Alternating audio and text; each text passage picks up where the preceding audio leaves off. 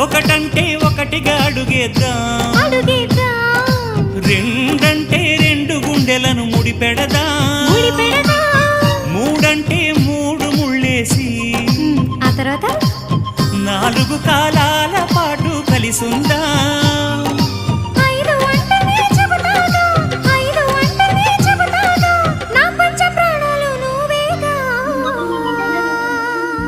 అమ్మావు ఇల్లు ఈగ చదివానాడు, ప్రేమ వలపు మనసు మమత చదివాయినాడు, ఇంకా ఏదో చదవాలంటూ పెదవి కోరుతోంది.